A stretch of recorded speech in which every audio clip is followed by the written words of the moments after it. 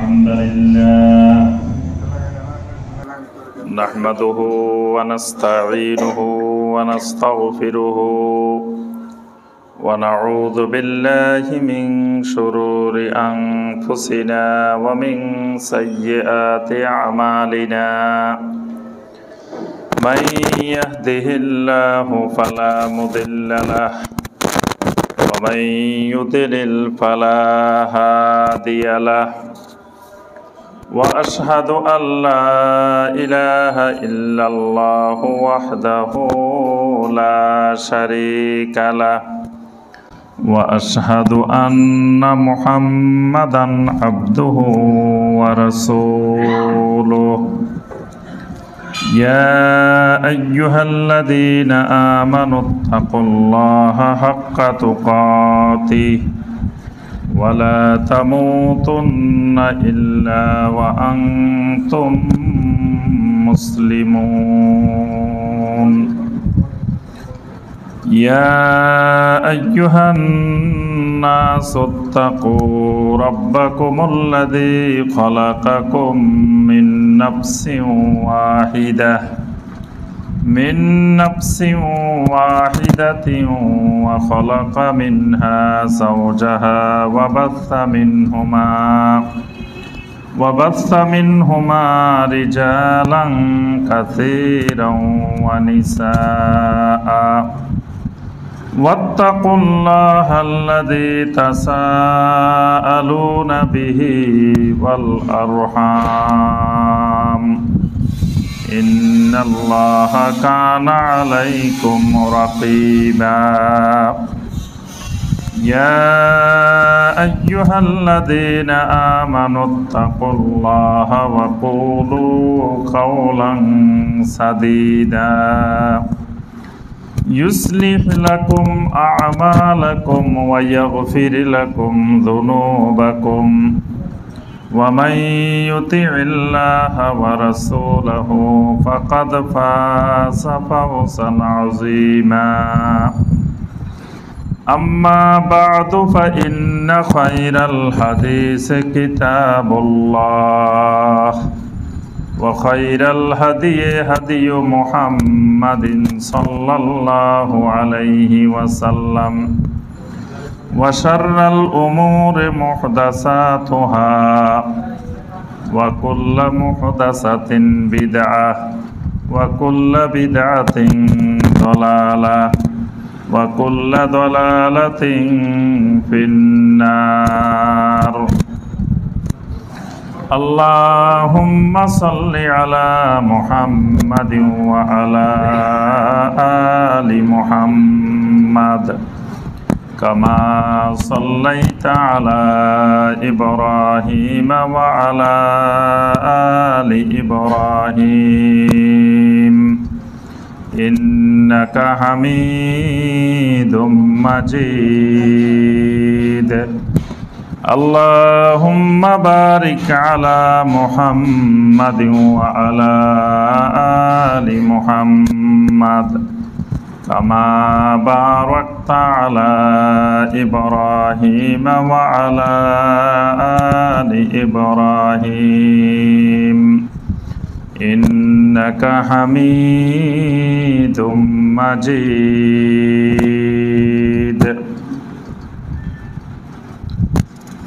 মুআজ্জাজ মুকাররাম উলামায়ে কেরাম সম্মানিত মুরব্বিয়ানে আযম দিনদার মুসলিম ভাই ও বোনেরা আল্লাহ রাব্বুল আলামিনের দরবারে কোটি কোটি শুকরিয়া যে মহান রাব্বুল আলামিন আমাদেরকে 1443 হিজরি সনের 10 জুমাদা সানিয়া তারিখে সলাতুল জুমুআ আদায় এবং খুতবাতুল জুমুআ শোনার উদ্দেশ্যে আল্লাহ রাব্বুল আলামিনের পবিত্র ঘর মসজিদে উপস্থিত হওয়ার পরে কোরআনে কারীম এবং হাদিসে নববী সাল্লাল্লাহু আলাইহি ওয়াসাল্লাম থেকে আল্লাহ রাব্বুল আলামিনের দ্বীন সম্পর্কে কিছু কথাবার্তা বলার এবং শোনার তৌফিক দিয়েছেন।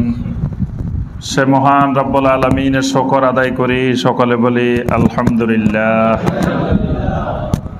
সম্মানিত মুসল্লিয়ানে কেরাম, আমাদের ধারাবাহিক খুতবার অংশ হিসাবে আজকের খুতবায় আমাদের যে বিষয়টি আলোচনা হবে ইনশাআল্লাহ, বিষয়টি হলো আল উমুরুল বিদইয়া আল মুরাব্বাজা ফি মুজতামিইনা, অর্থাৎ আমাদের সমাজে বহুল প্রচলিত বিদআত সমূহ।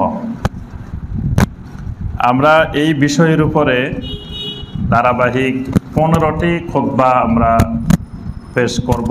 প্রথমেই বলেছি ইতিপূর্বে আমাদের এই বিষয়ের উপরে 12টি খুতবা পেশ করা হয়েছে। আজকে এই বিষয়ের উপরে 13তম খুতবা পেশ করা হবে ইনশাআল্লাহ। প্রথম খুতবাগুলোতে আমরা বিদআতটা কি এবং বেদাত চিনার জন্য যে নীতিমালাগুলো, যে কায়েদাগুলো, যে কোন কায়েদার ভিত্তিতে, কোন নীতিমালার ভিত্তিতে এই বিষয়টা যে বেদাত, এটা চিনব কিভাবে, এটাকে নির্ধারণ করব কিভাবে, অর্থাৎ এটা চিনার বোঝার 23টি নীতিমালা যুগে যুগে আহলুল ইলমগণ বর্ণনা করেছেন। আমরা প্রথম 5টি খুতবায় বিদআত কি এবং বেদাত চিনার মূলনীতি, কাওয়াইদু মারিফাতিল বিদআহ, বেদাতকে নির্দিষ্ট করার, বেদাতকে চিনার যে কায়েদাগুলো সেগুলো আমরা আলোচনা করেছি। আমরা আজও দেখতে পাই বাংলাদেশের অনেক বড় বড় বক্তা, দেখা যায় অনেক দামি বক্তা, লাখ টাকার নিচে যে বক্তার পাওয়া যায় না, লাখ টাকা দিয়েও মানুষ ঘোরা লাগে ওয়াজের জন্য। তো ওই রকম বক্তাও এখনো বেদাত চিনার মূলনীতি বুঝে নাই। মানে কথাবার্তা শুনলে বোঝা যায় যে বক্তা হয়েছে অনেক দামি বক্তা, কিন্তু এখনো আল্লাহ পাক তাকে বা তাদেরকে এখনো বেদাত বুঝার মতো ওই শক্তি আল্লাহ তাদেরকে দেন নাই। এই জন্য নবী সাল্লাল্লাহু আলাইহি ওয়াসাল্লামের যুগে অনেক বড় বড় জ্ঞানী, বড় বড় পণ্ডিত, বড় বড় কবি, আল্লাহ পাক তাদেরকে তাওহীদ বুঝার সক্ষমতা দেন নাই। আবার দেখা গেছে মরুভূমির রাখাল, আবার সাধারণ মানুষ, আল্লাহ পাক তাদেরকে তাওহীদ বুঝার সক্ষমতা দিয়েছেন।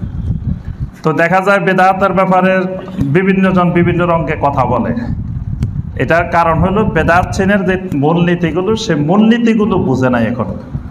বলে যে নবীর যুগে না থাকলে যদি বেদাত হয় তো সবে তো বেদাত। তো পৃথিবীর কে বলছে নবীর যুগে না থাকলে বেদাত? আজ পর্যন্ত একজন আলেম বা একজন আহলুল ইলমও পৃথিবীতে বলেন নাই যে নবীর যুগে না থাকলেই সব বেদাত। এই কথা আজ পর্যন্ত পৃথিবীতে কেউ বলে না।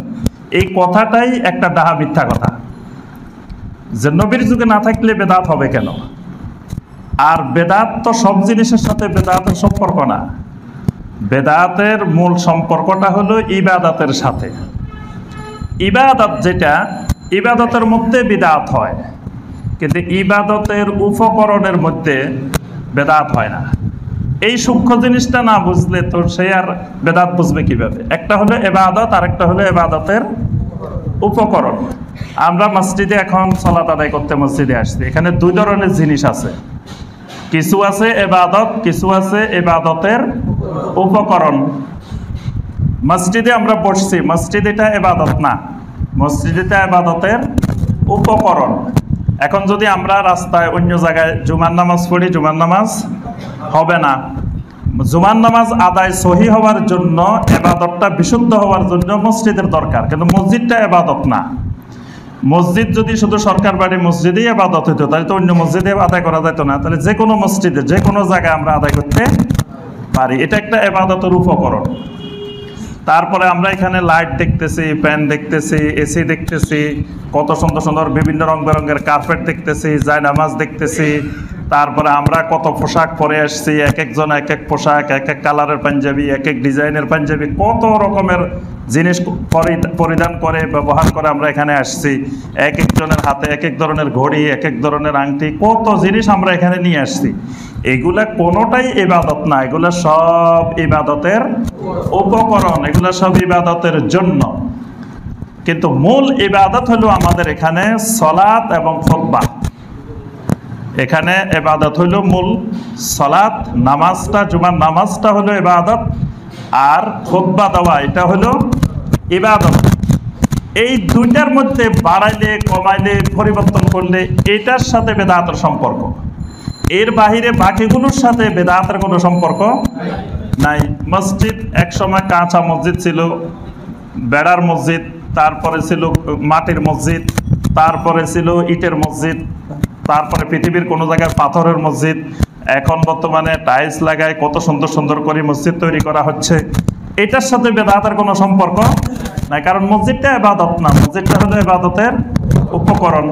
তারপরে একসময় আমরা মসজিদের মধ্যে হাত পাখা রাখা হইতো গরম লাগলে, যখন কারেন্ট আসছে এখন ফ্যান লাগানো হয়েছে, এখন এসি লাগানো হচ্ছে, আরো কত উন্নত উন্নত জিনিস কিয়ামত পর্যন্ত আসতে পারে। এগুলোর সাথে বেদাতের কোনো সম্পর্ক নাই। বেদাতের সম্পর্কটা হলো জুমার সালাতের সাথে। জুমার সালাত রাসূলুল্লাহ সাল্লাল্লাহু আলাইহি ওয়াসাল্লাম যেভাবে 2 রাকাত আদায় করেছেন কিয়ামত পর্যন্ত সেই এইভাবেই 2 রাকাতেই আদায় করা লাগবে।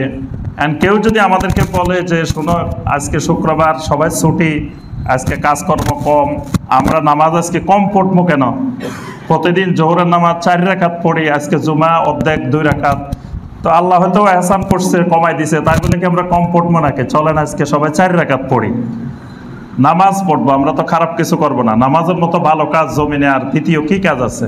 তো সেখানে নামাজ বেশি পড়ার কথা বলতেছে, অসুবিধা কি? তাহলে আমরা কি রাজি হব 4 রাকাত পড়তে?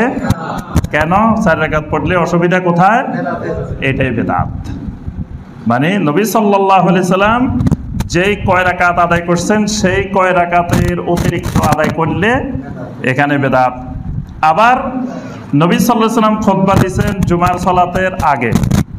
যদি বলি যে না শুনেন ঈদের সময় আমরা আগে ঈদের নামাজ পড়ি তারপরে আমরা খুতবা দিই, তো জুমার দিন আগে নামাজ পড়ে ফেলি, কারণ এই দেখা যায় যে এই নামাজটা আগে পড়ে ফেললে পরে কেউ খুতবা শুনলো কেউ না শুনলো সুবিধা হয়।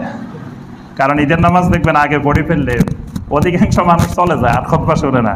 তো জুমার নামাজটা আগে পড়ে দিলে তাহলে যার কাজ আছে সে চলে গেল, আর খুতবা শোনা লাগলো না, তাড়াতাড়ি চলে যাওয়া যায়।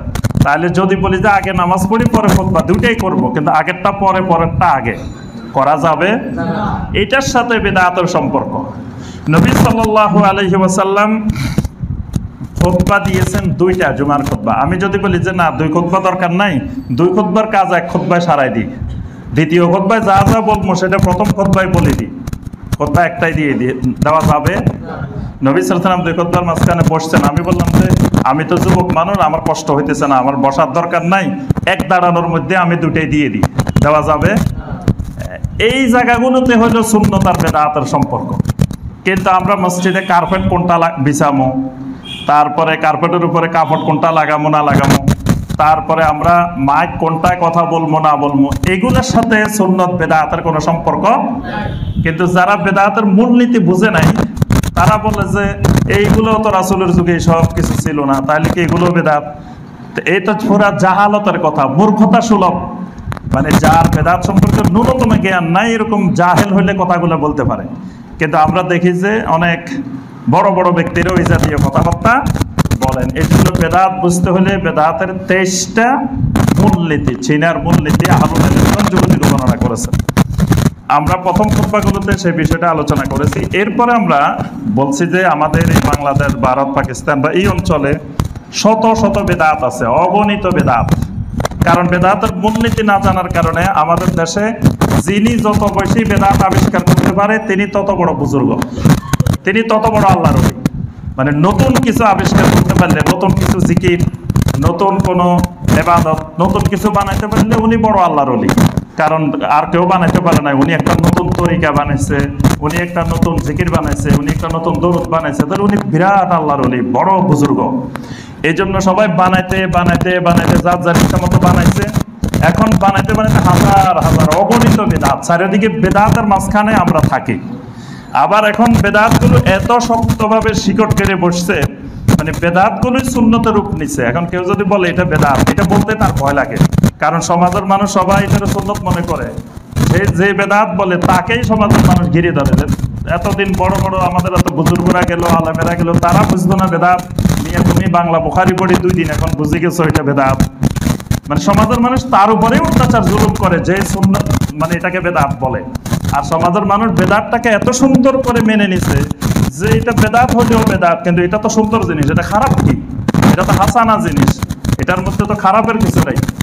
অর্থাৎ এই বেদাতগুলো সমাজে শক্তিশালীভাবে প্রতিষ্ঠিত হয়ে গেছে, জায়গা দখল করে বসে গেছে, এবং ওই বেদাত বসার কারণে সেখান থেকে নবী সাল্লাল্লাহু আলাইহি ওয়াসাল্লামের সুন্নতগুলো পর্যায়ক্রমে আস্তে আস্তে বিলুপ্ত হয়ে গেছে।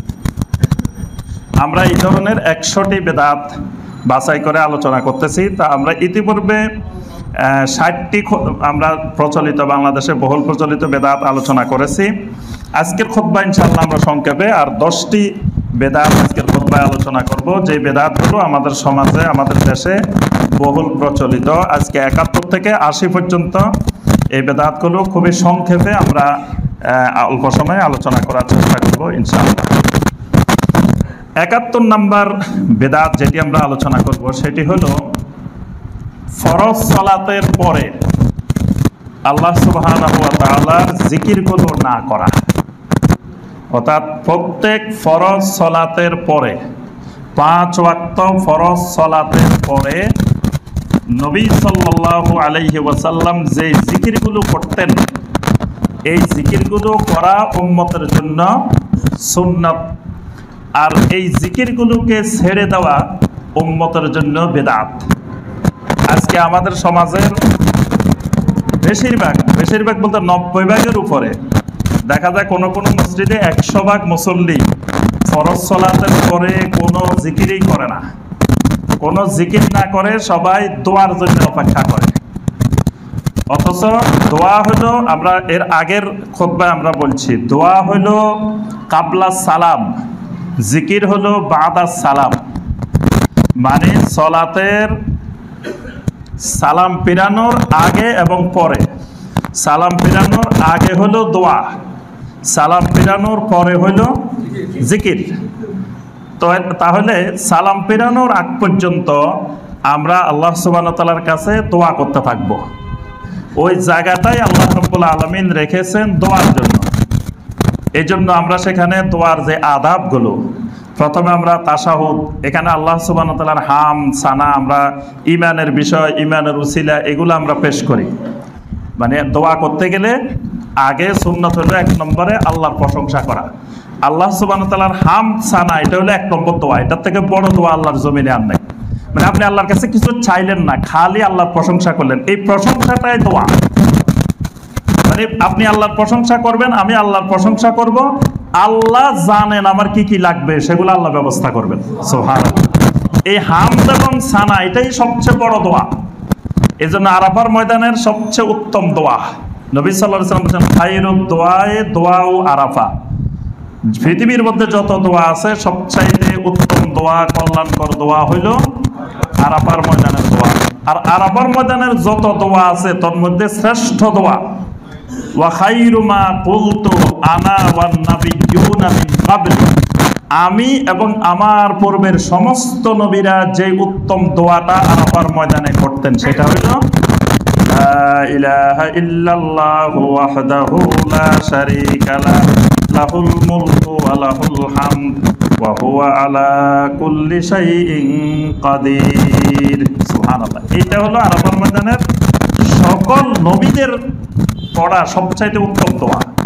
এইটার মধ্যে কি আছে? লা ইলাহা ইল্লাল্লাহু, আল্লাহ রাব্বুল আলামিন ছাড়া সত্যিকারের হক আর কোনো মাবুদ নাই। ওয়াহদাহু, তিনি তাওহীদের মালিক, তিনি সবকিছুর একক মালিকানা তার। লা শারীকা লাহু, এই তাওহীদের মালিকানার ভিতরে আর কোনো শরীক নাই। লাহুল মুলকু, সমস্ত রাজত্ব, সমস্ত মালিকানা, সমস্ত ক্ষমতা একমাত্র তার। ওয়ালাহুল হামদু, সমস্ত প্রশংসা একমাত্র ওই আল্লাহর জন্য। ওয়া হুয়া আলা কুল্লি শাইইন কাদির, এবং তিনি হলেন সব কিছুর উপরে মহা ক্ষমতাবান। সুবহানাল্লাহ। এইটা হলো সবচেয়ে বড় উত্তম দোয়া। এইটার মধ্যে দেখেন কিছু আছে, আল্লাহ আমার গুনাহ মাফ করে দেন, আল্লাহ আমার ছেলে মেয়েগুলাকে সালেহীন বানাই দেন, আল্লাহ আমাকে কোটিপতি বানাই দেন, অনেক টাকা পয়সা দিয়ে দেন, আল্লাহ আমাকে বিরাট বিরাট পদ পদবি দিয়ে দেন। কোনো কিছু চাওয়ার কথা আছে? কিচ্ছু নাই। কিন্তু এটা হলো সবচেয়ে শ্রেষ্ঠ দোয়া। তাহলে কেউ যদি আরাফার ময়দানে বসে বসে আল্লাহর কাছে কিচ্ছু চাইলো না, খালি এই দোয়াটা করছে বসে বসে, আল্লাহ সুবহানাহু ওয়া তাআলা তার যা দরকার দুনিয়া আখিরাত আল্লাহ সব। কারণ আমার কি দরকার, আমি যা জানি তার থেকে আমার আল্লাহ বেশি জানেন। সুবহানাল্লাহ। আমাকে আপনাকে যদি দায়িত্ব দেওয়া হয়, তুমি আগামী 24 ঘন্টা পৃথিবীতে বেঁচে থাকার জন্য তোমার কি কি দরকার একটা লিস্ট করে দাও, তালিকা দাও, আমি আল্লাহ ব্যবস্থা করবো। তালিকাটা দিতে পারবেন? একজনেও দিতে পারবো না। কারণ আল্লাহ পাক আমার আপনার বেঁচে থাকার জন্য কত জিনিসের ব্যবস্থাপনা করতেছেন যেটার নামও আমরা জানি না। লিখে দিবেন যে এই লাগবো, তো নামে তো জানতে হবে আগে, নামে তো জানি না। আল্লাহ সুবহানাহু ওয়া তাআলা আমার আপনার না জানার পরেও আল্লাহ পাক সব ব্যবস্থাপনা করে যাচ্ছেন। সুবহানাল্লাহ। তাহলে আমার আপনার কি দরকার দুনিয়া আখিরাতে, আমি আপনি না যতটুকু জানি তার থেকে আল্লাহ রাব্বুল আলামিন বেশি জানেন। এই জন্য বান্দা যদি জমিনে বসে বসে শুধু আল্লাহর জিকির করে, আল্লাহর হামদার সানা করে, এইটাই বান্দার সবচাইতে বড় দোয়া। সুবহানাল্লাহ। এই জন্য দেখেন প্রথম শেষ বৈঠকে আত্তাহিয়াতুর মধ্যে আল্লাহর হামদার সানা শুরু হয়েছে, আত্তাহিয়াতু লিল্লাহি ওয়াস সালাওয়াতু ওয়াত তাইয়্যিবাত। সুবহানাল্লাহ। এরপরে যখন এই হামদার সানা শেষ হয়েছে, দোয়ার একটা বড় মাধ্যম হলো ঈমানের উসিলা দিয়ে আল্লাহ সুবহানাহু ওয়া তাআলার কাছে দোয়া করা। এই জন্য তাশাহুদের মধ্যে আমরা ঈমানের উসিলাটাও দিয়ে দিচ্ছি, আশহাদু আল্লা ইলাহা ইল্লাল্লাহু ওয়া আশহাদু আন্না মুহাম্মাদান আবদুহু ওয়া রাসূলুহু। আমি তাওহীদের ঈমানের সাক্ষ্যটাও আল্লাহর কাছে দিয়ে দিলাম দোয়া কবুলের জন্য। ঈমানটাকে দোয়া কবুলের উসিলা বানালাম। দোয়া কবুলের জন্য সুন্নত হলো দোয়া করার আগে নবী সাল্লাল্লাহু আলাইহি ওয়াসাল্লামের উপরে দরুদ পড়া। এবার আপনি হামদ সানা করলেন, ঈমানের উসিলাও দিলেন, এবার দরুদটাও পড়ে নিলেন, আল্লাহুম্মা সাল্লি আলা মুহাম্মাদ ওয়া আলা আলি মুহাম্মাদ। সুবহানাল্লাহ। দরুদও পড়া হলো। দরুদের পরে এবার আপনি যা মনে চায় দোয়া করতে থাকেন। আবু বকর রাদিয়াল্লাহু তাআলা আনহু এসে বলতেছেন, ইয়া রাসূলুল্লাহ সাল্লাল্লাহু আলাইহি ওয়াসাল্লাম, আমাকে এমন একটা দোয়া শিখাই দেন, আমি শেষ বৈঠকে আল্লাহর কাছে যখন দোয়া করব যাতে আমি এই দোয়াটা আল্লাহর কাছে করতে পারি, এরকম একটা দোয়া শিখিয়ে দেন। আল্লাহ রাসূল সাল্লাল্লাহু আলাইহি ওয়াসাল্লাম দোয়া শিখিয়ে দিয়েছেন। কোনটা? আল্লাহুম্মা ইন্নী যালামতু নাফসি যুলমান কাসীরা ওয়া লা ইয়াগফিরুয যুনুবা ইল্লা আনতা ফাগফিরলি মাগফিরাতাম মিন ইনদিকা ওয়ারহামনি ইন্নাকা আনতাল গফুরুর রহিম। সুবহানাল্লাহ। এটা তো একটা দোয়া। এরপরে নবী সাল্লাল্লাহু আলাইহি ওয়াসাল্লাম বলেন, তোমরা আল্লাহর কাছে পানা চাও, আশ্রয় চাও আযাবে কবর থেকে, মাসিহে দাজ্জালের ফিতনা থেকে, ফিতনাতুল মাহইয়া ফিতনাতুল মামাত থেকে, ঋণ থেকে, গুনাহ থেকে আল্লাহর কাছে পানা চাও। এবার এই দোয়াগুলো করেন। আরো যত দোয়া আছে সব দোয়া হবে কোন পর্যন্ত? সূত্র মনে রাখবেন, কাবলা সালাম, সালাম ফিরানোর আগ পর্যন্ত। কারণ এই সময় দোয়া কবুলের সবচাইতে গুরুত্বপূর্ণ স্থান হইল এটা দুবুরাস সালাওয়াতিল মাকতুবাত, ফরজ সালাতের শেষ অংশ। দুবুর মানে একবার পিছনের অংশ, সালাম ফেরানোর আগ দিয়ে যে অংশটা, এটার নাম দুবুর। এই অংশের দোয়া কবুলের জায়গা। আচ্ছা, তাহলে দোয়া হইল কখন? সালামের আগে। সালামের পরে হইল জিকির। এই জন্য দেখবেন হাদিসের কিতাবগুলোতে এই শিরোনামে বাব অধ্যায় আছে, বাবুজ যিকরে বাদাস সালাওয়াতিল মাকতুবাত, বাবুজ যিকির বাদাস সালাওয়াতিল মাফরুজাত, কোন জায়গায় আছে বাদাস সালাওয়াতিল মাকতুবাত, ফরজ সালাতের পরে জিকিরের অধ্যায়। সহিহ আল বুখারী সহ অনেক হাদিসের গ্রন্থে এই শিরোনামে মুহাদ্দিসিনে কেরাম অধ্যায় দিয়েছেন যে ফরজ সালাতের পরে জিকিরের অধ্যায়। তাহলে ফরজ সালাত শেষ হলে কি করতে হবে? জিকির করতে হবে। কিন্তু আমরা দেখি আমাদের সমাজে, আমাদের দেশে ফরজ সালাতের পরে জিকির করে না। ফরজ সালাতের পরে মানুষ দুই ভাগে বিভক্ত হয়। এক ভাগ দেখা যায় মানুষ বসে থাকে, কতক্ষণে সুন্নত পড়বো এই তাড়াহুড়ার মধ্যে থাকে, মানে সালামটা ফিরাইলে সে ওই সুন্নতটা কত তাড়াতাড়ি পড়বে। তো ওই সুন্নত পড়া যেমন সুন্নত, এই জিকিরটাও তো সুন্নত। তো এক সুন্নত বাদ দিয়ে আরেক সুন্নতের জন্য তাড়াহুড়া, মানে জিকিরের সুন্নত বাদ দিয়ে পরে সুন্নতে মুআক্কাদা পড়ার জন্য তাড়াহুড়া করে। আরেক শ্রেণী হলো মানে এতক্ষণ যা দোয়া করছে এগুলা না বোঝার কারণে সে মনে করতেছে এখনো দোয়াই হয়নি। এতক্ষণ যা নামাজ পড়ছি, নামাজ না পড়ছি, দোয়া কি হয়েছে না, কারণ সে তো বুঝে নাই যে পুরা নামাজটাই দোয়া। সলাতের আগাগোড়া পুরাটাই দোয়া। সলাত শুরু হয় দোয়া দিয়ে, শেষ হয় দোয়া দিয়ে। সলাত শুরু হয় দোয়াউল ইস্তিফতাহ দিয়ে, মানে ইস্তিফতাহ মানে উদ্বোধনী দোয়া। সলাত শুরুটাই হয় দোয়া দিয়ে। আপনি সূরা আল ফাতিহার আগে সানা পড়ি না আমরা, সানাটাকে বলা হয় দোয়াউল ইস্তিফতাহ। এটা উদ্বোধনী দোয়া, প্রারম্ভিক দোয়া। কিসের উদ্বোধন করতেছেন? সলাতের উদ্বোধন করতেছেন দোয়া দিয়ে। আমরা তো একটা পড়ি সুবহানাকাল্লাহুম্মা ওয়া বিহামদিকা, এটাও দোয়া। তারপর আল্লাহুম্মা বারিদ বাইনি ওয়া বাইনা খাতায়ায়া কামা বাআদতা বাইনাল মাশরিকি ওয়াল মাগরিব, এভাবে যে দোয়াটা, এটাও দোয়া, এটাও সানা। তারপর ওয়াজ্জাহতু ওয়াজহিয়া লিল্লাযী ফাতারাস সামাওয়াতি ওয়াল আরদা হানিফা ওয়া মা আনা মিনাল মুশরিকিন, এটাও দোয়া। এগুলো হলো উদ্বোধনী দোয়া, দোয়াউল ইস্তিফতাহ। এরপরে সূরা আল ফাতিহা পড়তেছেন। সূরা আল ফাতিহার আরেক নাম সূরাতুদ দুআ। এটা হলো সবচেয়ে বড় দোয়া, এটার চেয়ে বড় দোয়া কোরআনে আর নাই। সবচাইতে গুরুত্বপূর্ণ দোয়া হলো সূরা আল ফাতিহা। তাহলে শুরুই করলাম দোয়া দিয়ে, তারপরে রুকুর মধ্যে দোয়া, রুকু থেকে দাঁড়ানোর পরে দোয়া, সাজদার মধ্যে দোয়া, সাজদার মাঝখানে বৈঠকের মধ্যে দোয়া, মানে শুরু থেকে শেষ পর্যন্ত পুরাটাই দোয়া। কিন্তু না বোঝার কারণে কিছু ভাই মনে করে যে এখনো তো দোয়াই হয়নি। সে পরে সালামে ফেরানোর পরে অপেক্ষা করতেছে কখন দোয়া হইব। যদি সম্মিলিতভাবে না হয় তো সে মনে করে যে নামাজ পড়লাম, দোয়াটা তো হইল না, জাহালত। এবং একদিন একজন আমাকে বলছে ভাত খাইলাম পানি খাইলাম না। নামাজটা পড়ছি, এত সুন্দর করে ভাত খাইলাম, ভালো ভালো জিনিস দিয়ে ভাত খাইলাম, খুবও ভালো লাগছে, আলোচনাও ভালো লাগছে, কিন্তু পরে দিয়ে পানি খাওয়া হইলো না। মানে মুনাজাত হয় নাই সম্মিলিত, আর পানি খাওয়া হয় নাই। অর্থাৎ বুঝতে পারে নাই যে এই যা হয়েছে সালাতের ভিতরে সব দোয়া। একটা দোয়া কবুল হইলে আমার আর দোয়া দরকার নেই। মানে সালাতের প্রথম থেকে শেষ পর্যন্ত যা দোয়া হয়েছে এর মধ্য থেকে যদি শুধু একটাও কবুল হয় তা দুনিয়া আখিরাতে আমার আর কিছু দরকার নেই। সুবহানাল্লাহ। এই জন্য এসব আবেগ বাদ দিয়ে সুন্নতের দিকে ফিরে আসতে হবে। আবেগ, ইসলামে আবেগের অতিমাত্রা আবেগ, সীমাহীন আবেগ, সুন্নতের বিপরীত আবেগের কোনো স্থান নেই। এই জন্য আবেগ বাদ দিয়ে আমাকে দিন বুঝতে হবে, সুন্নতের দিকে ফিরে আসতে হবে। সুন্নতের দিকে ফিরে আসাটার নাম ঈমান। আর সুন্নতের দিকে ফিরে আসতে না চাইলে আল্লাহ পাক তাকে সঠিক হেদায়েত দেন না। সে নামাজি হতে পারে কিন্তু হেদায়েত পায় নাই। সে দাড়ি লম্বা করতে পারে কিন্তু হেদায়েত পায় নাই। সে হয়তো পাগড়ি লম্বা করতে পারে কিন্তু সে এখনো হেদায়েত ভিন্ন জিনিস, এটা ভিন্ন জিনিস। তাহলে ফরজ সালাতের পরে সুন্নত হলো কি করা?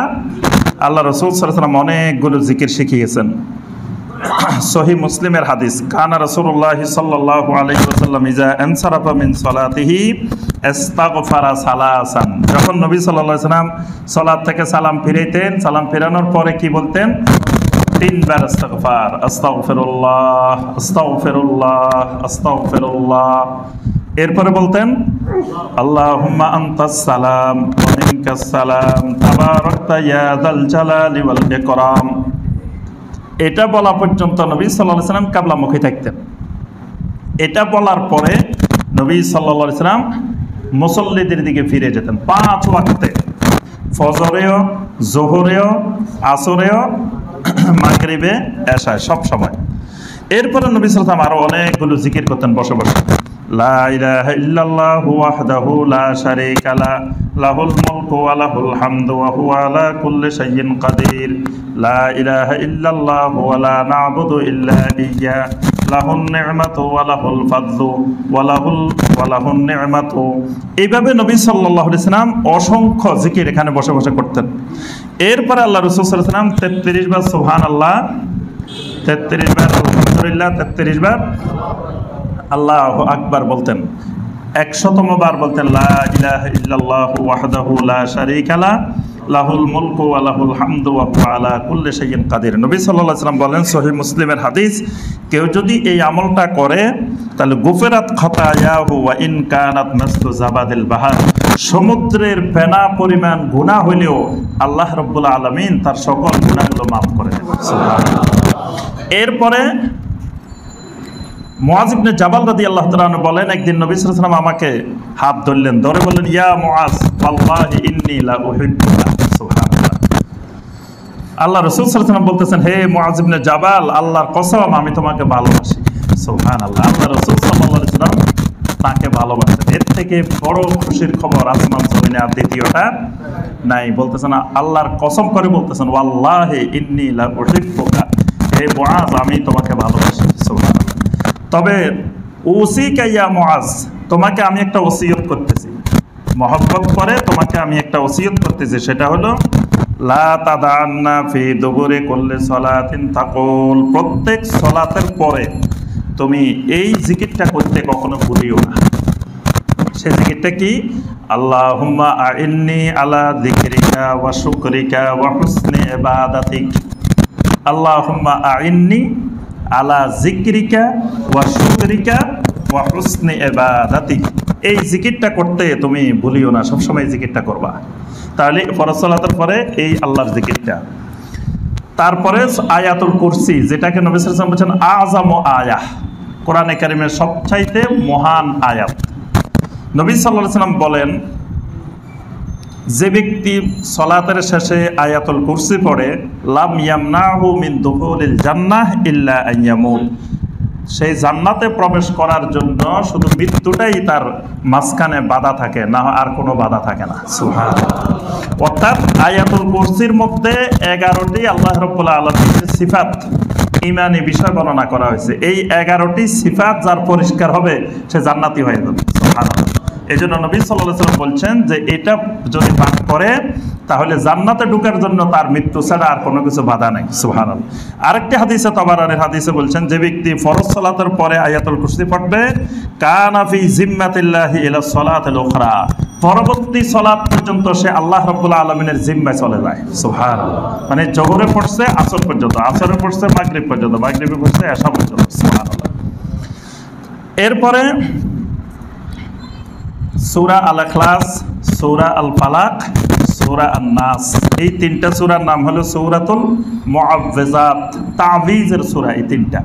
এই তিনটার মধ্যে তাওহীদ এবং তাওয়ীজ, তাওয়ীজটাও তাওহীদ, আল্লাহর আশ্রয় গ্রহণ করার বর্ণনা এসেছে এই তিনটা সূরার মধ্যে। এই জন্য নবী সাল্লাল্লাহু আলাইহি ওয়াসাল্লাম এই তিনটা সূরাকে সূরাতুল মুআউযিজাত বলতেন। প্রত্যেক ফরজ সালাতের পরে আল্লাহ রাসূল সাল্লাল্লাহু আলাইহি ওয়াসাল্লাম বলেছেন, উকবা ইবনে আমর রাদিয়াল্লাহু তাআলা আনহু বলেন যে নবী সাল্লাল্লাহু আলাইহি ওয়াসাল্লাম আমাকে নির্দেশ দিয়েছেন আন আকরা বিল মুআউযিজাত দুবুরা কুল্লি সালাত, যেন প্রত্যেক সালাতের পরে আমি এই তাওয়ীজাতের সূরাগুলো, তিনটা সূরা পড়ি। তাহলে এগুলা হলো ফরজ সালাতের পরে জিকির। এর বাইরে আরো অনেকগুলো জিকির আছে, এই জিকিরগুলো করা হলো সুন্নাত। এই জিকির না করা, হয়তো আমি বেশি না করতে পারলে অল্প হলেও করতে হবে, সামান্য হলেও করতে, যত ব্যস্ততায় থাক কয়েকটা জিকির হলেও ন্যূনতম করা লাগবে। কিন্তু একেবারে বাদ দিয়ে, আমি জিকির বাদ দিয়ে সুন্নতের জন্য বা সম্মিলিত মুনাজাতের জন্য তাড়াহুড়া করলাম, তখন এটা সুন্নতের বিপরীত হয়ে বেদাতে রূপান্তর হয়ে যায়। 72 নম্বর যেটি, সেটি হলো নির্দিষ্ট দিন, সপ্তাহ, মাস বা বছর, একটা দিন ঠিক করে নিলাম, সপ্তাহে একদিন বা মাসে একদিন বা বছরে একদিন, যেই দিন আমরা সবাই একত্রিত হয়ে চিৎকার করে করে, হৈ হুল্লোড় করে, অস্বাভাবিক আওয়াজে দোয়া করব, জিকির করব। এরকম একটা দিন ঠিক করে নিলাম যে প্রতি মাসের প্রথম বৃহস্পতিবার বা প্রতি মাসের শেষ বৃহস্পতিবার বা প্রতি মাসের শেষ শুক্রবার আমরা সবাই এখানে সরকার বাড়ি মসজিদে একত্রিত হব। একত্রিত হয়ে এখানে জিকির হবে, আমার পদ্ধতিতে বা আমাদের কোনো বুজুর্গের পদ্ধতিতে জিকির হবে। তারপরে আবার আখেরি মুনাজাত হবে বা মাজারি মুনাজাত হবে বা প্রারম্ভিক মুনাজাত হবে, কান্নাকাটি করে আমি আধা ঘন্টা আপনাদেরকে নিয়ে মুনাজাত করব। এই পদ্ধতিটার নাম হলো কি? বেদাত।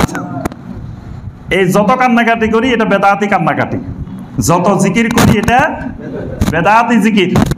কারণ জিকিরের জন্য কোনো দিন ক্ষণ সময় নির্দিষ্ট করার দরকার নাই। জিকির মুমিন সবসময় করবে, 24 ঘন্টা মুমিন জিকিরের সাথে থাকবে। ইয়া আইয়ুহাল্লাযীনা আমানু যিকুরুল্লাহ যিকরান কাসীরা।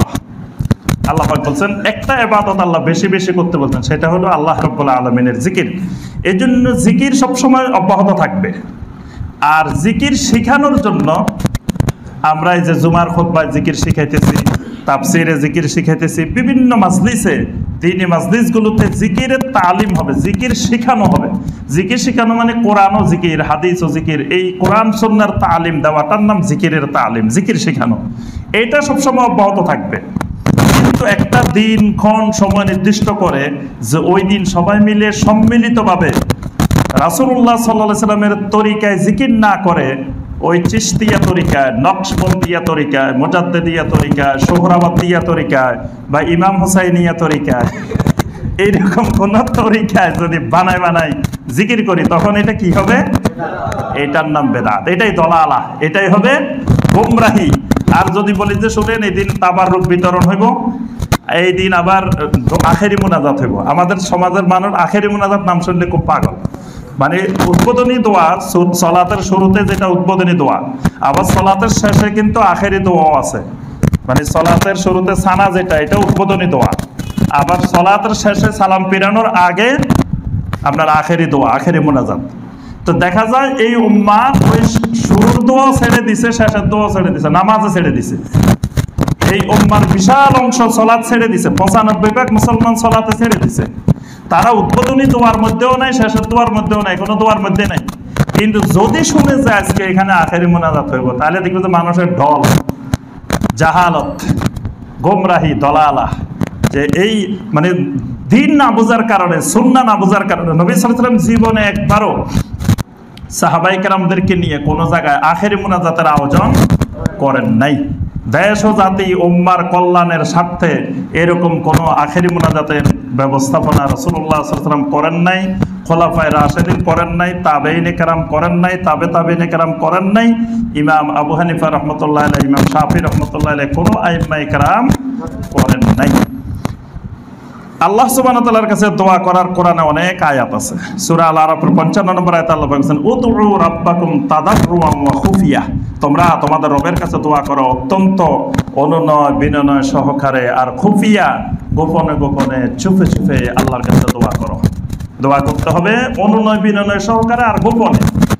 আমি সবাইকে নিয়ে কান্নাকাটি করতেছি, এগুলো হলো লোক দেখানো কান্নাকাটি। এই কান্নাকাটি বেশি হলে আমার হাদিয়া বেশি, তাবাররুক বেশি হবে। এই কান্নাকাটি আল্লাহর ভয়ে কান্নাকাটি না। আল্লাহর ভয়ে কান্নাকাটি হইলে আমি একাকী ঘরের কোনায় যাই কাঁদবো, মানুষ দেখবে কেন? আমি আল্লাহর ভয়ে কাঁদবো, মানুষ দেখবে না। আর যদি মানুষের সামনে কাঁদি, বুঝতে হবে এই কাঁদার পিছনে আমার অন্য কোনো মতলব আছে, অন্য কোনো উদ্দেশ্য আছে। আপনাদের মন নরম করি পকেট থেকে টাকা বাইর করার জন্য। মানুষের পকেট থেকে টাকা কিন্তু সহজে বাইর হয় না, ডাকাইতে মারি ফেলায়, তাও কিন্তু টাকা বাইর হয় না। টাকা বাইর করা অনেক কঠিন। এই কৌশলটা অনেক ধর্ম ব্যবসায়ীরা শিখে। তারা কি করে, মানে এমন কিছু কলা কৌশল, এমন কিছু বিষয় নিয়ে আসবে, এমন কিছু কান্নাকাটি করাবে, চোখের পানি বের করে এবার আপনারা নরম বানাই ফেলছে। বা যা চাইবেন তা দিবেন, যা চাইবেন তা দিবেন, সব দিয়ে দিবেন। এই বাহির করার কৌশল এগুলো। আমি যদি আল্লাহকে ভয়ে কাঁদি, তা আমি রাজুলুন যাকারাল্লাহ খালিয়ান ফাফাদাত আইনাহু, আল্লাহ রাসূল সাল্লাল্লাহু আলাইহি ওয়াসাল্লাম ৭ শ্রেণীর লোককে আল্লাহ রাব্বুল আলামিন আরশে আজিমের নিচে কিয়ামতের দিন স্থান দিবেন। এর মধ্যে এক শ্রেণী হলো যারা আল্লাহর জিকির করে খালিয়ান, নির্জনে, একাকী বসে বসে, খালিয়ান, কেউ দেখবে না, একাকী বসে বসে করবে। ফাফাদাত আইনাহু, তার চোখ দিয়ে আল্লাহর ভয়ে পানি পড়বে। তাহলে মানুষের সামনে পানি পড়ানো, মানুষকে দেখানো উদ্দেশ্য না। আল্লাহর ভয় হইলে একাকী নির্জনে হবে। আর জিকির করতে হবে কিভাবে, আল্লাহ পাক সেটাও বলছেন সূরা আল আরাফের ২০৫ নম্বর আয়াতে, ওয়াজকুর রাব্বাকা, তোমার রবের জিকির করো, ফি নাফসিকা, তোমার নিজের মধ্যে, নফসের মধ্যে। কিভাবে করবা? তাদাররুআন ওয়া খীফা ওয়া দুনাল জাহরি মিনাল কাউল, তাদাররুআন, অত্যন্ত অনুনয় বিনয় সহকারে তোমার রবের জিকির করবে, ওয়া খীফা, এবং আল্লাহকে ভয় করে, ভয়ের সাথে গোপনে, ওয়া দুনাল জাহরি মিনাল কাউল, অনুচ্চ স্বরে, মানে চিৎকার করে না। চিৎকার করে আল্লাহর জিকির হয় না। চিৎকার করে, এগুলা মানুষের বানানো জিকির। চিৎকার করে করে জিকির করা, তারপরে বিভিন্ন কলা কৌশলের সাথে জিকির করা, লা বলার সময় এদিকে টান দেওয়া, ইলা বলার সময় এদিকে যাওয়া, ইল্লাল্লাহ বলার সময় ধাক্কা দেওয়া, বাতি নিভাই দেওয়া, দৌড় দেওয়া, দৌড়াই মাইক ভেঙে ফেলা, আর তারপরে স্টেজ উঠে যাওয়া, তারপরে বাঁশ ধরে ধরে উঠে যাওয়া, এই সব মানুষের বানানো পদ্ধতির জিকির। এগুলো আল্লাহ রাসূল সাল্লাল্লাহু আলাইহি ওয়াসাল্লামের তরিকার জিকির নয়, কারণ নবী সাল্লাল্লাহু আলাইহি ওয়াসাল্লাম সারা জিন্দেগি জিকির করেছেন। কোন সাহাবী খেজুর গাছে উঠে গেছেন? নবী সাল্লাল্লাহু আলাইহি ওয়াসাল্লামের জিকিরের মাজলিসে, আরবে তো ধরেন খেজুর গাছটা অ্যাভেলেবেল ছিল, মসজিদে নববীর ভিতরেও খেজুর গাছ ছিল, তো কোনোদিন এক সাহাবী খেজুর গাছে উঠে গেছেন জিকির করতে করতে? এরকম নজির কোনোদিন দেখা যায় নাই। তাহলে সাহাবাই কেরাম আল্লাহর জিকিরের ক্ষেত্রে এই সকল পদ্ধতি অবলম্বন করেন নাই। অর্থাৎ এই পদ্ধতিগুলো দেখলেই বুঝতে হবে এখানে সুন্নত পদ্ধতির অভাব। যদি সুন্নত পদ্ধতি হইতো তো সাহাবাই কেরামের যে অবস্থা হইতো জিকির করলে আমারও সেই একই অবস্থা হবে। আর যদি অন্য অবস্থা হয়, বুঝতে হবে আমার এই জিকিরের সাথে আল্লাহ রাসূল সাল্লাল্লাহু আলাইহি ওয়াসাল্লামের সাহাবাই কেরামের জিকিরের মিল নাই। আচ্ছা, ৭৩ নম্বর বেদাত যেটা আমরা সংক্ষেপে বলবো সেটি হলো, আমাদেরকে যখন কেউ আসে বলে যে ইমাম সাহেব হুজুর একটু দোয়া করে দেন, আমার এই সমস্যা একটু দোয়া করেন, তা আমরা বলি যে সবাই 3 বার আস্তাগফিরুল্লাহ পড়েন, 11 বার দরুদ শরীফ পড়েন, 3 বার সূরা ইখলাস পড়েন, এইটা পড়েন, এরকম বলি না? দেখেন আমাদের দেশের কমন নিয়ম, দোয়া করার আগে থেকে সবাই 3 বার সূরা ফাতিহা, 10 বার সূরা ইখলাস, 11 বার দরুদ শরীফ, 11 বার এটা পড়েন। এই যে বানানো, এটা নিজেদের বানানো শরীয়ত। আল্লাহ পাক বলেন আমলাহুম শুরাকাউ শারাউ লাহুম মিনাদ-দ্বীন মা লাম ইয়াযাম বিহিল্লাহ। আল্লাহ পাক যে শরীয়ত বানান নাই, তোমরা কাদেরকে শুরাকা বানাইছো? যারা শরীয়ত বানায়। আমরা বসে বসে নিজেরা শরীয়ত বানাই। আমরা বলি যে 3 বার সূরা ফাতিহা পড়েন, 10 বার সূরা ইখলাস পড়েন, 11 বার দরুদ শরীফ পড়েন, 3 বার ইস্তিগফার পড়েন। আল্লাহ রাসূল সাল্লাল্লাহু আলাইহি ওয়াসাল্লাম সারা জীবন দোয়া করছেন, সাহাবায়ে কেরাম দোয়া করছেন, যুগে যুগে সালাফে সালেহিন দোয়া করছেন। কোন সালাফে সালেহিন এরকম মানুষের বলছে 3 বার আস্তাগফিরুল্লাহ পড়েন, 3 বারই পড়েন, 10 বারই পড়েন, 11 বারই পড়েন? এরকম কোনো হাদিসে, কোনো বর্ণনায়, কোনো জায়গায় নাই। এগুলো সম্পূর্ণ আমাদের বানানো জিনিস। এখন ইস্তিগফারও ভালো জিনিস, সূরা ফাতিহাও ভালো জিনিস, দরুদও ভালো জিনিস, সবগুলোই ভালো জিনিস। কিন্তু ভালো জিনিস তো আমি সবগুলোরে একত্র করি, দোয়া করার একটা পদ্ধতি বানানোর অধিকার আল্লাহ এবং আল্লাহ রাসূল আমাকে দেন নাই। ভালো জিনিস বলে কি আমি যা ইচ্ছা সুন্দর মতে 5 জায়গা থেকে 5টা আনি, এক জায়গায় মিলে একটা ইবাদত বানায় ফেলবো, এই সুযোগ ইসলামের মধ্যে নাই। এজন্য এই সিস্টেমটা শরীয়তের দৃষ্টিতে বেদাত। দোয়া করার সিস্টেম একটু আগে আমরা বলছি, দোয়া করব প্রথমে আল্লাহ হামদ সানা, তারপরে রাসূলুল্লাহ সাল্লাল্লাহু আলাইহি ওয়াসাল্লামের উপরে দরুদ, তারপরে আমি যা চাচ্ছি আল্লাহর কাছে দোয়া করতেছি সেটা। এক সাহাবী সালাম ফিরানোর পরে নিজে নিজে একাকী আল্লাহর কাছে দোয়া করতেছে। দোয়ার মধ্যে বলতেছে আল্লাহ এটা দাও, এটা দাও, আল্লাহ আমার এটা লাগবে, এটা লাগবে, কিন্তু হামদও করে নাই, দরুদও করে নাই। নবী সাল্লাল্লাহু আলাইহি ওয়াসাল্লাম ওই সাহাবীকে বললেন তুমি তাড়াহুড়া করে ফেলছো, তুমি দোয়া করার আগে প্রথমে আল্লাহর হামদ করো, তারপরে দরুদ পড়ো, তারপরে যা মনে চায় আল্লাহর কাছে চাও। এই জন্য দেখবেন দোয়াগুলো খেয়াল করলে মসজিদে ঢোকার সময় যে দোয়া কিভাবে করতে হয়, বিসমিল্লাহ ওয়াসসালাতু ওয়াসসালামু আলা রাসূলিল্লাহ আল্লাহুম্মা ইফতাহ লি আবওয়াবা রাহমাত।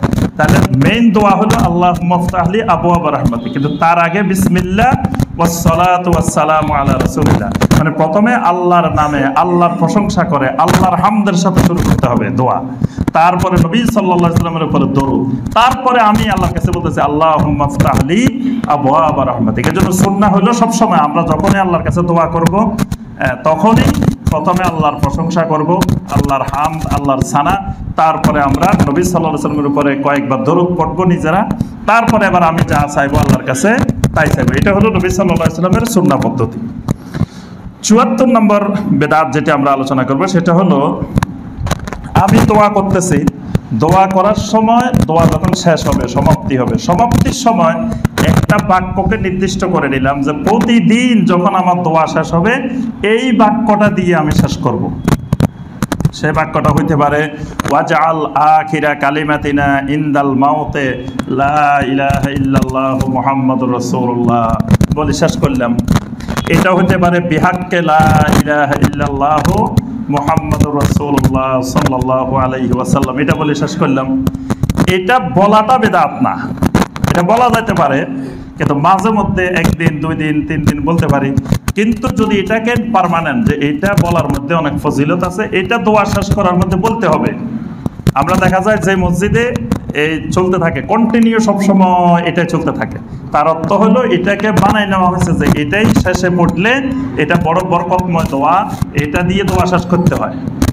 এটা দিয়ে প্রতিদিন শেষ করা, নিয়মিত শেষ করা। অর্থাৎ ভালো কাজও রাসূলুল্লাহ সাল্লাল্লাহু আলাইহি ওয়াসাল্লাম যদি প্রতিদিন একই নিয়মে না করেন, সেটাকে প্রতিদিন একই নিয়ম বানাই ফেলা। রাসূলুল্লাহ সাল্লাল্লাহু আলাইহি ওয়াসাল্লাম যেটা মাঝে মাঝে করছেন সেটাকে নিয়মিত বানাই ফেলা, এটাও বিদআত। এই জন্য নবী সাল্লাল্লাহু আলাইহি ওয়াসাল্লাম দোয়া শেষ করার সময় কখনো এইভাবে শেষ করেন নাই। এখন আমি শেষ করতে পারি মাঝে মধ্যে এক এক সময় এক একটা দিয়ে। কোন সময় সুবহানা রাব্বিকা রাব্বিল ইজ্জাতি আম্মা ইয়াসিফুন ওয়া সালামুন আলাল মুরসালিন ওয়ালহামদুলিল্লাহি রাব্বিল আলামিন, এটা বলে শেষ করলাম। কোন সময় বিহাক্কে লা ইলাহা ইল্লাল্লাহু মুহাম্মাদুর রাসূলুল্লাহ, এটা দিয়ে শেষ করলাম, কোনো অসুবিধা নেই। কিন্তু এটাকে যদি নিয়মিত একটা দিয়ে নিয়মিত অভ্যাসে পরিণত করি, এটাকে মনে করি যে দোয়া শেষ করার মাধ্যম, তখন এটা বিদআতে পরিণত হয়। ৭৫ নম্বর যেটা, সেটা হলো রাসূলুল্লাহ সাল্লাল্লাহু আলাইহি ওয়াসাল্লাম যেই দোয়াগুলো আমাদেরকে শিখিয়েছেন, যেই জিকির শিখিয়েছেন, সেই দোয়া জিকিরের গুরুত্ব না দিয়ে কোনো বুজুর্গ একটা দোয়া লিখছেন, কোনো বুজুর্গ একটা কবিতার মাধ্যমে দোয়া শিখাইছেন, সেটাকে প্রাধান্য দেওয়া, এটাও আরেকটা বিদআত। দেখবেন অনেক জায়গায় আমাদের অনেক বুজুর্গরা যখন দোয়া শুরু করেন, প্রথম থেকে শেষ পর্যন্ত খালি কবিতা দিয়ে দিয়ে দোয়া করে। শেখ সাদির ফার্সি কবিতা, তারপরে মহিউদ্দিন আফতারের ফার্সি কবিতা, আরও বিভিন্ন জন ফার্সিতে দোয়া করছে, যে ওই কবিতাগুলো মুখস্থ করে করে ওই কবিতা দিয়ে দিয়ে দোয়া। কবিতা শেখা না যায় না, বা কবিতা দিয়ে দোয়া করাও না যায় না। কিন্তু এখানে মুখ্য বিষয়টা হলো, আগে আমাকে আল্লাহ রাসূল সাল্লাল্লাহু আলাইহি ওয়াসাল্লাম যে দোয়াগুলো শিখাইছেন, আল্লাহ রাব্বুল আলামিন যে দোয়াগুলো শিখেছেন, সেইগুলো আমি সব শিখে ফেলছি। এখন আরো আমি দোয়া করতে চাচ্ছি, আরো দরকার। তারপরে না আমি কবিদের কবিতার দিকে যাব বা ওখান থেকে আরো দোয়া নিতে চাচ্ছি। কিন্তু কোরআনের গুলোকে গুরুত্ব না দিয়ে, নবী সাল্লাল্লাহু আলাইহি ওয়াসাল্লামের শেখানো দোয়াগুলোকে গুরুত্ব না দিয়ে আমি আরেক কবির কবিতাকে গুরুত্ব দিচ্ছি, তখন এই গুরুত্বের বিদআত হবে। মানে আল্লাহ এবং রাসূলের শেখানো দোয়া, আল্লাহ এবং রাসূলের শেখানো জিকিরকে প্রাধান্য না দিয়ে অন্যের জিকির, অন্যের বানানো জিকির বা অন্যের বানানো দোয়াগুলোকে প্রাধান্য দেওয়া, এটাও শরীয়তের দৃষ্টিতে একটি বিদআত। ৭৬ নম্বরে যেটা, সেটা হলো দোয়া মতলব দোয়া। মতলব দোয়ার মধ্যে হাত তোলাটা সুন্নত, মতলব দোয়ার মধ্যে হাত তোলাটা উত্তম। এবং নবী সাল্লাল্লাহু আলাইহি ওয়াসাল্লাম কিছু কিছু দোয়ার ক্ষেত্রে হাত তুলছেন, কিছু কিছু ক্ষেত্রে তোলেন নাই। যেখানে যেখানে নবী সাল্লাল্লাহু আলাইহি ওয়াসাল্লাম হাত তুলে দোয়া করছেন, সেখানে হাত তোলাটা সুন্নত, যেখানে তোলেন নাই সেখানে না তোলা সুন্নত। আবার কিছু জায়গা আছে মানে যেখানে নবী সাল্লাল্লাহু আলাইহি ওয়াসাল্লাম তুলছেন বা তোলেন নাই, কোনো বর্ণনাই নেই। নবী সাল্লাল্লাহু আলাইহি ওয়াসাল্লাম দোয়া করছেন বা আমরা দোয়া করতেছি এমন জায়গায় যেখানে নবী সাল্লাল্লাহু আলাইহি ওয়াসাল্লাম হাত তুলে দোয়া করছেন, এরকমও কোনো সুনির্দিষ্ট নাই, বা দোয়া হাত তোলেন নাই এরকমও সুনির্দিষ্ট কিছু না। মতলব দোয়া, এগুলোকে বলা হয় মতলব দোয়া। যেমন আমি ঘরে বসে আল্লাহর কাছে আমি দোয়া করতেছি, তাহাজ্জুদ পড়ছি, তাহাজ্জুদ পড়ে আমি আল্লাহর কাছে কান্নাকাটি করতেছি, দোয়া করতেছি, এটা হলো মতলব দোয়া। এই মতলব দোয়ার সময় হাত তোলাটা, এটা আদাব, দোয়ার আদাব, এটা সুন্নাহ। হাত তুলবো আমি, তাই এই তোলার পরে আমরা কি করি, দোয়াটা শেষ হলে হাতটারে মুখের মধ্যে মুছে দিই, হাতটা মুখের মধ্যে মুছি।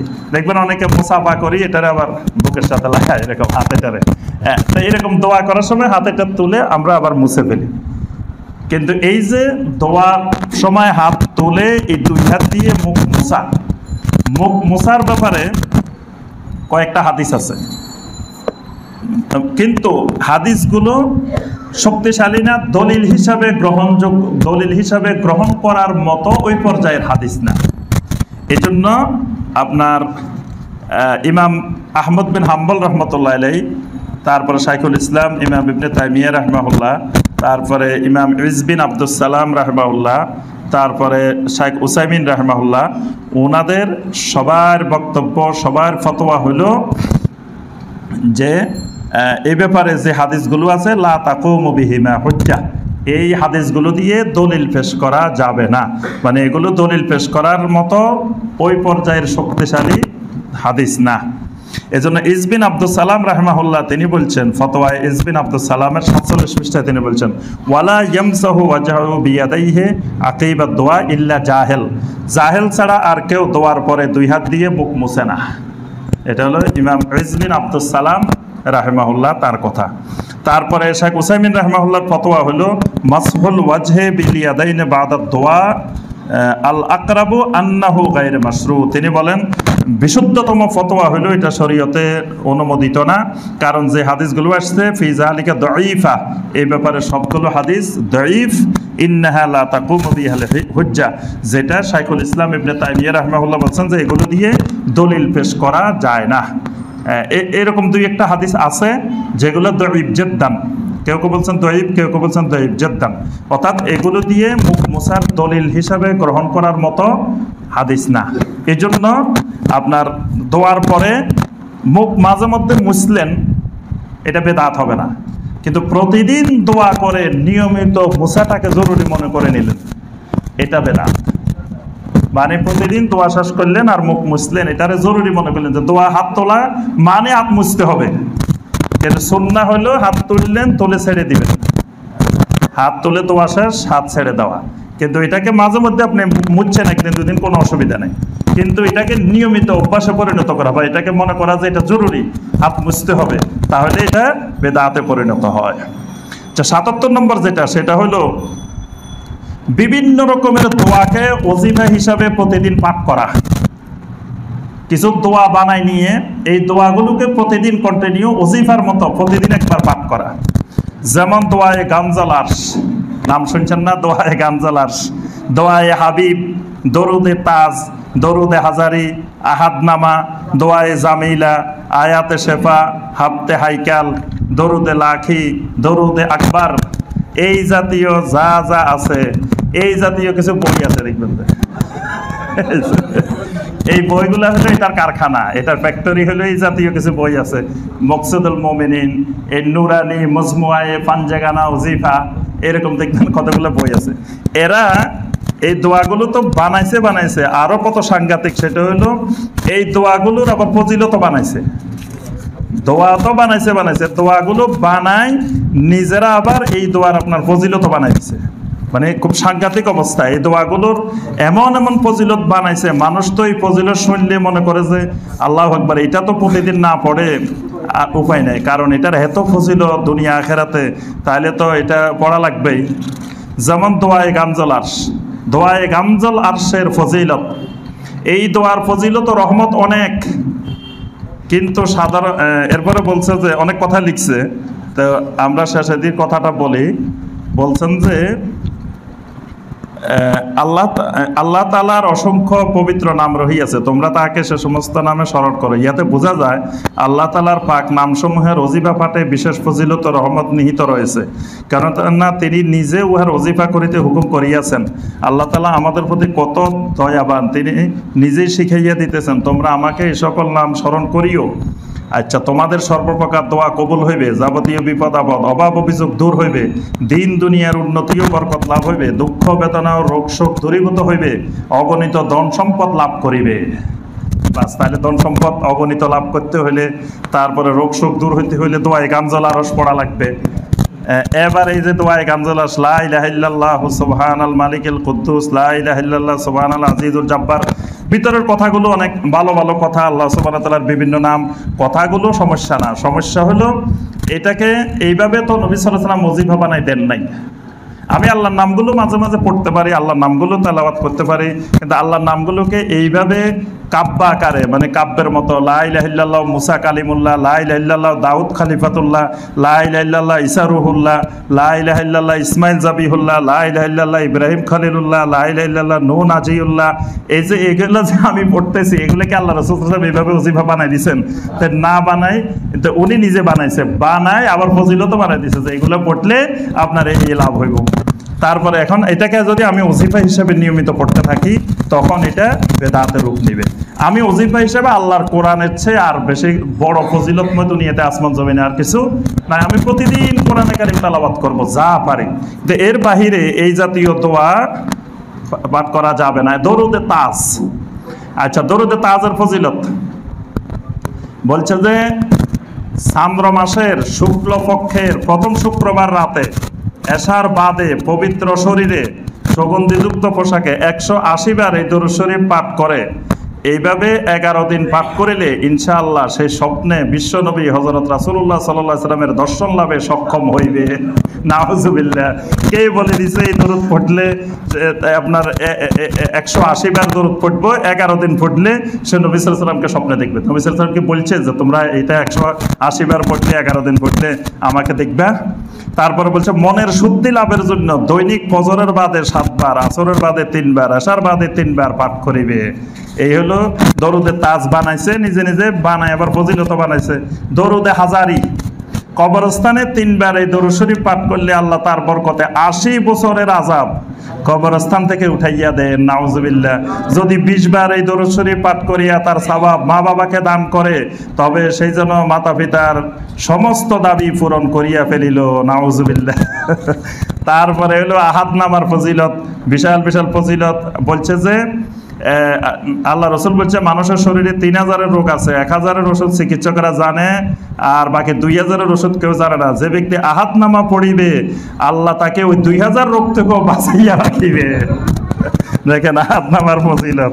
দোয়ায়ে জামিলা, দোয়ায়ে জামিলার ফজিলত। দোয়ায়ে জামিলা পড়লে এটা আল্লাহ তাকে মৌতের কষ্ট থেকে নাজাত দিবেন, দুশ্মন দূর হয়ে যাবে, জাদুটোনা তার উপরে পতিত হইবে না। নাউজুবিল্লাহ। দেখেন দোয়ায়ে জামিলার ফজিলত। তারপরে আপনার হাফতে হাইকাল, হাফতে হাইকাল পাঠ করলে পিতা মাতাকে দোজখের শাস্তি থেকে নাজাত দিবেন। জিবরাইল আলাইহিস সালাম বলিয়াছেন, হে মুহাম্মদ সাল্লাল্লাহু আলাইহি সাল্লাম, যেই ঘরে এই হাফতে হাইকাল থাকিবে সেই ঘরে জিন পরি প্রবেশ করিতে পারিবে না। যে ব্যক্তি এই হাফতে হাইকাল লিখিয়া নিজের সাথে রাখিবে সে আকস্মিক মৃত্যু মহামারী থেকে রক্ষা পাইবে। তাহলে করোনা ভাইরাসের জন্য হাফতে হাইকাল কাজে আসিবে। আর মানে আরো অনেক অনেক ফজিলত দেখবেন যে এই জাতীয় বইগুলোতে। এগুলো সব ডাহা মিথ্যা কথা, দাজ্জালি পড়া কথাবার্তা। নিজেরা শরীয়ত বানায়, নিজের দোয়া বানাইছে, দোয়ার আবার ফজিলত বানাই বানাই দিছে। নাউজুবিল্লাহ। আচ্ছা, 78 নম্বর যে বেদাতটা সেটা হলো মুসল্লিদেরকে সালাতের জন্য মসজিদে উপস্থিত করানোর জন্য আজানের আগে আজানের পরে বিভিন্ন ধরনের গান, গজল, ইসলামী সঙ্গীত পরিবেশন করা। এটা একটা মারাত্মক বেদাত। দেখা যায় বিশেষ করে ফজরের জামাতে, ফজরের জামাতের কোনো জায়গায় আজানের আগেই শুরু করিতে গজল। প্রথমে আসে কতক্ষণ গজল গায়, তারপরে আজান দেয়, আজানের পরে আবার গজল গায়। মানে একটা বড় সুযোগ গজল গাওয়ার। আর মনে করো আমি তো ভালো কাজ করতেছি, মানুষের ঘুম থেকে জাগাইতেছি। আমাকে আপনাকে সুন্নত পদ্ধতির বাহিরে মানুষের ঘুম থেকে জাগানোর জন্য বলা হয় নাই। মানুষ সব যদি ঘুমাই থাকে তাও আল্লাহ আমাকে জাহান্নামে দিবে না, আমি যদি ঠিক মতো উঠে সালাত আদায় করি। কিন্তু আমি যে কাজটা করতেছি মানুষের জাগানোর জন্য, একটা মারাত্মক বেদাতি কাজ করতেছি। এটার দ্বারা আমি আরো জাগানোর সওয়াবের পরিবর্তে গুনাহগার হচ্ছি। কেন গুনাহগার হচ্ছি? কারণ মানুষকে জাগানোর জন্য আল্লাহর জমিনে আল্লাহ পাক একটা পন্থাই দিয়েছেন, সেটা হলো আজান।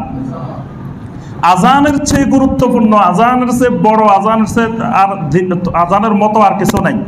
সুতরাং যে ইমানদার ইজা যুকারাল্লাহু ওয়াজিলাত কুলুবুহুম, এই আজানের আওয়াজ শুনলে তার অন্তরের ভিতরে প্রকম্পন শুরু হয়ে যাবে, কাঁপা শুরু হয়ে যাবে।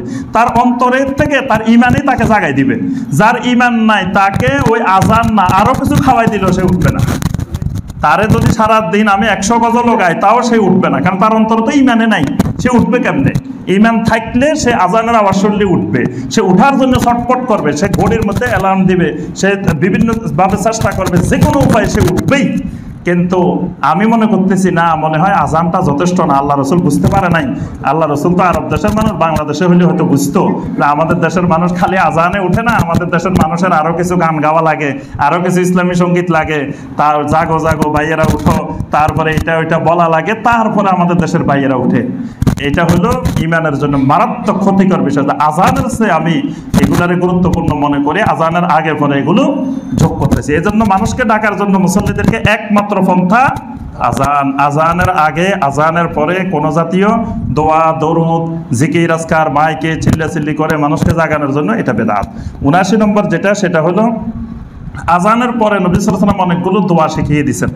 আজানের পরে প্রথম নবী সাল্লাল্লাহু আলাইহি ওয়াসাল্লাম বলছেন আমার উপরে দরুদ পড়ো আজান শেষ হইলে।